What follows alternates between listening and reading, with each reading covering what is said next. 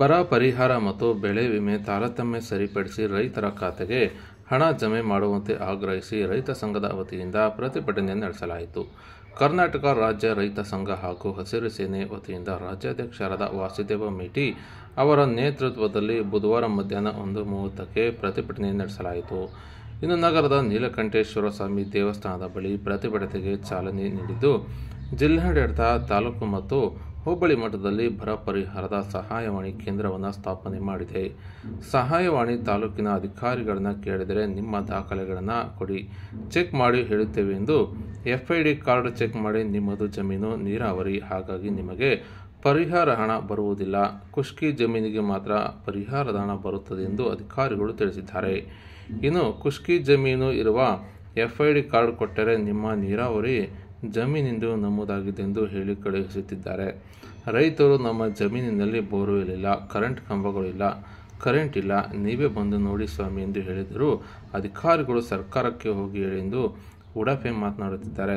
ಇಂತಹ ಉಡಾಫೆ ಉತ್ತರಗಳನ್ನು ನೀಡುತ್ತಿದ್ದು, ಹಾಗಾಗಿ ಈ ಬಗ್ಗೆ ಸರ್ಕಾರ ಮತ್ತು ಮುಖ್ಯಮಂತ್ರಿಗಳು ಮಧ್ಯಸ್ಥಿಕೆ ವಹಿಸಿ ಸಮಸ್ಯೆ ಬಗೆಹರಿಸುವಂತೆ ಆಗ್ರಹಿಸಿ ಜಿಲ್ಲಾಧಿಕಾರಿಗಳ ಮುಖಾಂತರವಾಗಿ ಈ ಒಂದು ಸರ್ಕಾರಕ್ಕೆ ಮನವಿಯನ್ನು ಸಲ್ಲಿಸಿದ್ದು, ಅದೇ ವೇಳೆ ಈ ಒಂದು DC ವೃತ್ತದಲ್ಲಿ ಮಾನವ ಸರಪಳಿಯನ್ನು ನಿರ್ಮಿಸಿ ಈ ಒಂದು ಪ್ರತಿಭಟನೆ ಮೂಲಕ ಮನವಿಯನ್ನು ಸಲ್ಲಿಸಿದ್ದಾರೆ.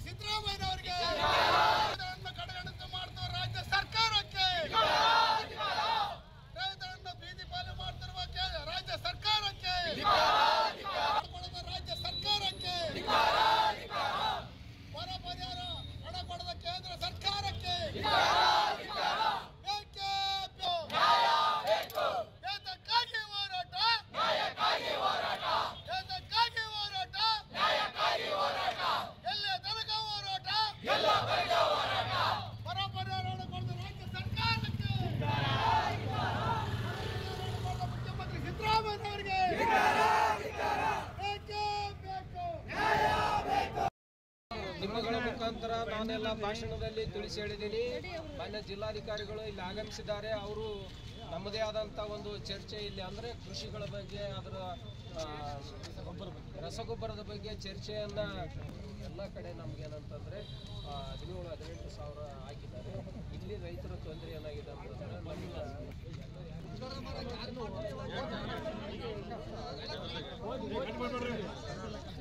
ಏನು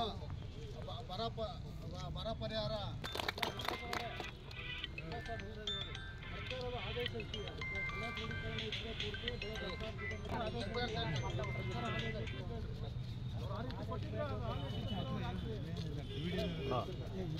ಅಣ್ಣ ಕೂತ್ಕೊಳ್ರಿ, ಒಂದು ನಿಮಿಷ ಕೂತ್ಕೊಳ್ರಿ.